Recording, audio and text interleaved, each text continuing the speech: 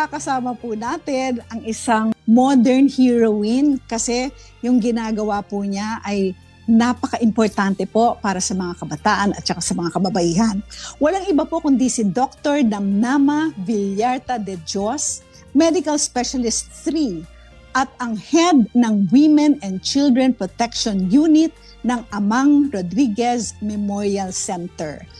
Okay, Dr. Nama, I'm very interested, no? Kasi not a lot of people know that marami na pong mga women and children protection centers, di ba? So, ilan na po ba ang meron tayo? Saan po ito makikita, itong mga women and children protection units at saka mga VAUSI desks? And next question, kung sa isang area walang malapit na Children's Protection Center o kaya VAUSI desks, saan po ang pwedeng pumunta ang isang nakakaalam o nakakita ng pang-aabuso sa bata o sa babae para magsumbong? Go ahead po. Yes, Attorney Dat. So, as of December of 2025, we already have 165 WCPUs and VAUSI desks, and they're located in 70 provinces and 10 cities. So, kung sakasakali po, so pag sinabi yung WCPU, pwede po yan usually sa may malapit po sa police or sa hospitals. Marami po tayo niyan. And pag sinabi yung desk, ibig sabihin po ito ay coordinating center, referral center lang. So kapag yung VAUSI desk na malapit po sa inyo ay VAUSI desk na nasa hospital, ang ibig sabihin po nito, pwede kayong i-treat, medically, lahat ng needs clinically, and then, magiging referral center siya, itatawid ho ng maayos ang isang biktima ng karahasan sa pinakamalapit na pwedeng mag-asikaso. So, pwede po sa Women and Children Protection Desks ng PNP, or sa WCPU ng isang mas malaking hospital.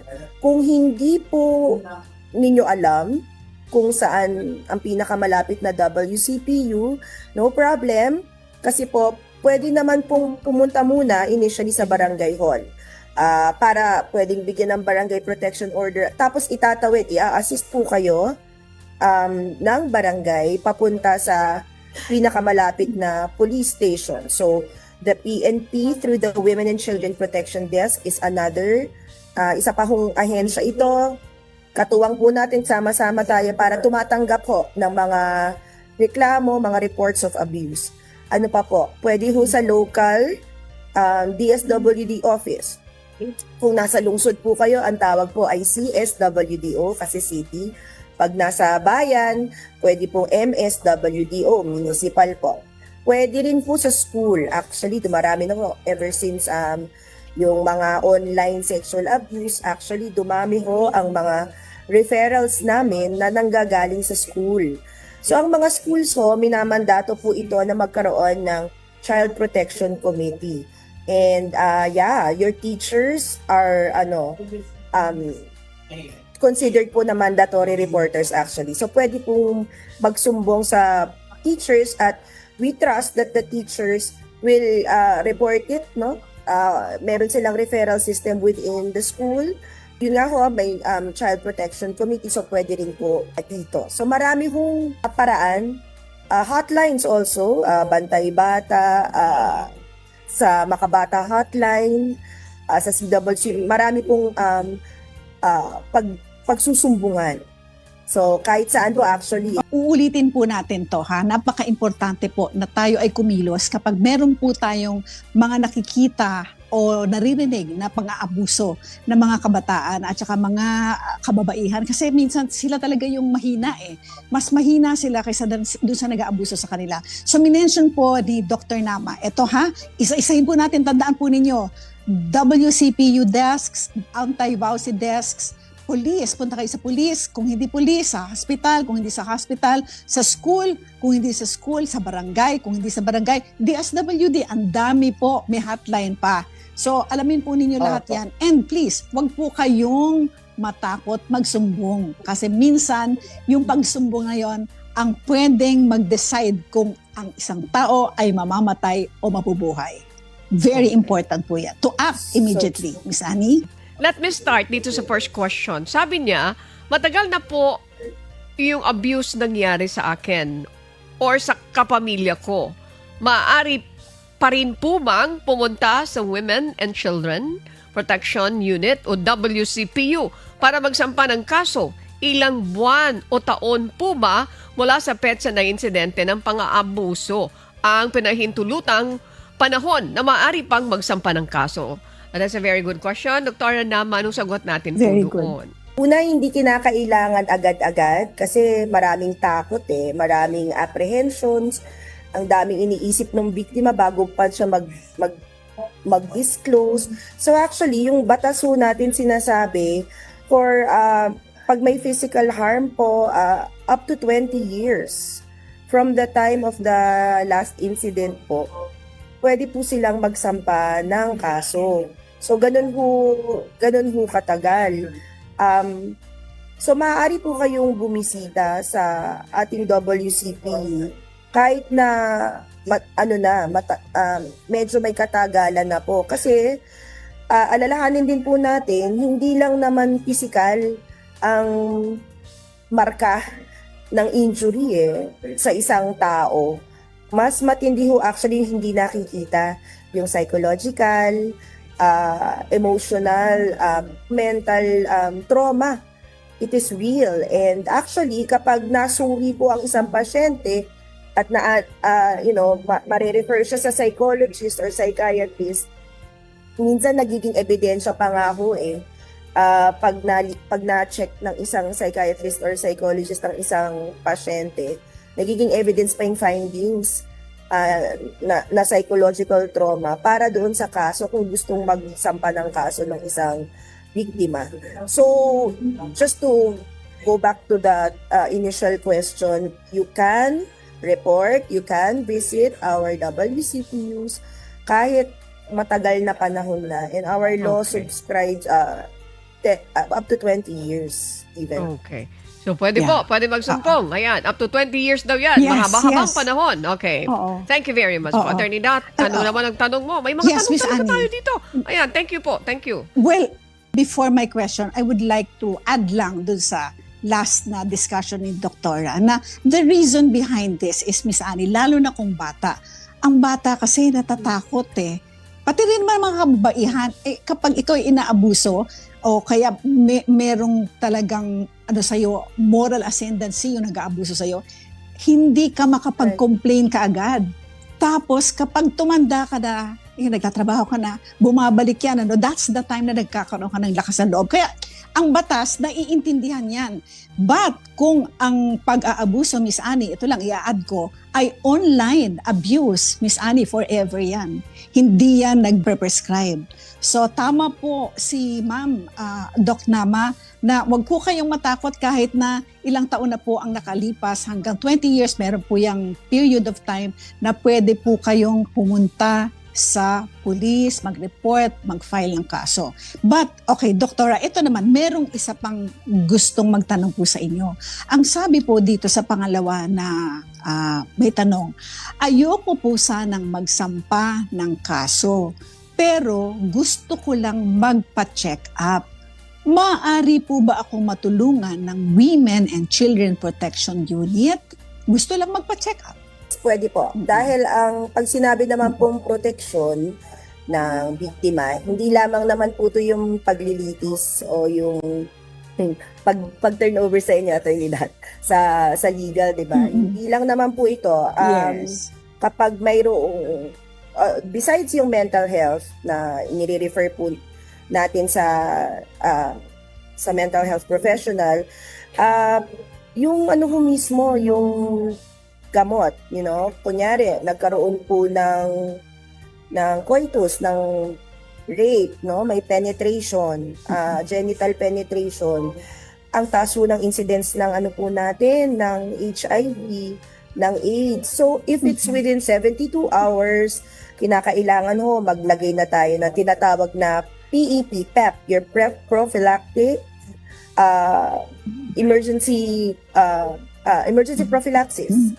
So, Mm. kailangan po nating kino-coordinate din po natin yan with, kanina po si Doktora, infectious disease. Yes, we coordinate also with yung hub po natin for HIV kasi nagbibigay po tayo ng prophylaxis for HIV. Kung more than 72 hours, the same. We also, so bukod sa HIV, yung iba pa kung sexually transmitted infection. So, yes, come to the hospital, come to the WCPU, kasi hindi lamang naman po yung sa legal side or yung medico-legal ang gagawin po natin. Lahat na po, no? So, kung kailangan ng medicine, kailangan ng contraception, kung kinakailangan Yes. ng abiso, naroon na rin po yun. So, Yes. Okay. pag-uusapan po natin Doc, yan. doon naman sa nagsasabi na hindi na siya magrereklamo, hindi na siya magkakaso, tapos paghihingi nilang ng gamot o ng medical check-up, ganyan, sana po ay pumunta pa rin po kayo sa police at i-report po ninyo. Hindi lang po para sa inyo. Kasi if this is an abuser at hindi po ito na-report, hindi po ninyo kakasuhan, baka gawin po sa iba. Yan naman po ang isa dapat isipin din po natin na kapag hindi ito nalaman ng mga authorities, then he or whoever the abuser is will keep on doing it. If you go to the WCPU and you don't report first, we will still keep your record. And if you want to report later on, you have, naisip nyo, kaya ko na, we'll have it ready. We'll have it ready for you. Yes. So, ano po yun? Hindi yun babawiin sa inyo. Pero magkakaroon lang kayo ng record na we will keep. And when you're ready, Yes. Actually, Okay. pwede rin ang kunin eh. Pero kung gusto nyo kami muna mag-safety, pwede rin naman. Okay. So, ano po yun? Para sa inyo po yun. Okay. Okay, Attorney Okay. Doc, kapag sinabi pong online sexual abuse, ano po ba ang sakop nito? Ano po ba ang ginagawa para matugunan ito? Doc, naman. Okay. Actually, pag sinabi nga pong online, para siyang moving target. Kasi what's tricky about sexual abuse that's online, yung mga perpetrators, they hide behind this character or this account.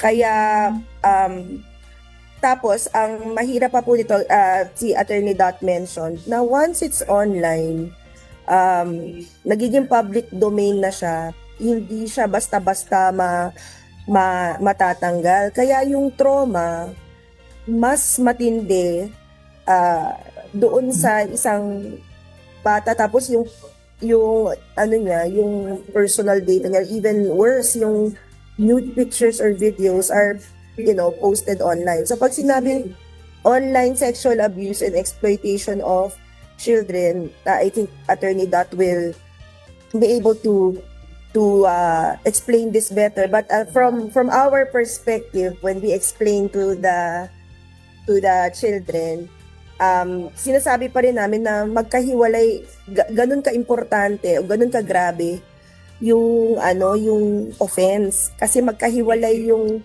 material dun sa act.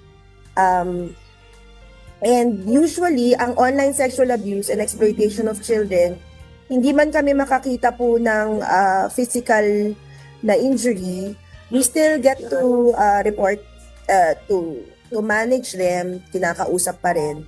And we try to assess this time yung mental health. Kasi nga, medyo inaantabayanan namin yun na yung magiging, kung hindi pa nagmamanifest, yung magiging problemang malaki dito ay yung psychological trauma ng isang bata. And for a developing child, yung growing faculties, ability to think, ability to understand, kung hindi pa niya naiintindihan yung nangyayari sa kanya ngayon, maybe in the future, doon tayo magkakaroon ng mas malaking problema. So yung development ng isang bata, hindi magiging normal dahil from the very beginning, nung nag-start yung abuse, nabibiktima na siya. And I think it's really more mas magiging malaki yung burden nito moving forward. Compounded kasi yung abuse. Tapos mas maraming tao yung nakakaalam. And I think from experience, yun talaga yung nagiging malaking bigat sa puso't isipan ng mga pasyenteng tinitingnan namin. Yung ibang mga bata, sasabihin nila, the reason why they reported is grabe na yung trauma dahil mas marami ng tao yung nakakaalam. And imagine if a teenager were to go through that, I could not imagine, to experience it really, how heavy the psychological trauma is to a child. That's why, kapag mayroong mga pasyenteng na dumadaan sa amin, nare-report sa amin through that, inuupuan pa rin namin. Kahit alam namin from the get-go na malamang wala akong makikitang physical injury dito. Because we understand that they are still victims of abuse. What is your message po to all the women and children who are watching us right now? Para sa mga kababaihan, kabataan, kay lalaki o kay babae, ano man ang pinanggagalingan natin o ano man ang karanasan, sa Pilipinas po, gusto ko pong sabihin na there is hope for all of us. Ang goal talaga natin ay proteksyonan ng lahat. Huwag po kayong mahiya. I think, just so you know po, ang mga ibang bansa pumupunta rito para aralin kung paano natin ginagawa ang pagkalinga sa mga babae at bata. Kasi maganda yung support system natin at yung pagiging kapit-bisig po ba, multidisciplinary. Ito yung para sa mga biktima ng karahasan, gusto kong malaman na ganito ka-solid yung suporta. Hamakin ninyo hanggang sa online. Pinag-uusapan natin to. Kasi nga, bilang isang bansa, bilang kultura, tayo po ay trained from experience and from the heart na dapat maraming tao ang tumutulong. So, asahan po ninyo na kapag pupunta po kayo sa Women and Children Protection, unit man yan o desk man yan, I think I can safely say na you will be in a safe place. Hindi ko sinasabing perpekto ang sistema, but we are very teachable and we're always willing to learn because we want to protect our children and our women. Okay, wow, very well said po. Thank you very much for your message to everybody, not just the women and children, but even the men. So, Doktora, Yes. we want to have you back. Kulang na kulang po ang oras. Thank you so very much to you for all that you are doing and to all the people who are like you, who have this advocacy. Mas maraming kita sa medical practice, pero kayo po ginagawa po nyo ito aside from your being a doctor. Thank you very much again po, Dr. Namnama Villarta de Dios, Head of the Women and Children Protection Unit ng Amang Rodriguez Memorial Medical Center. If you liked or learned from this video, please click subscribe.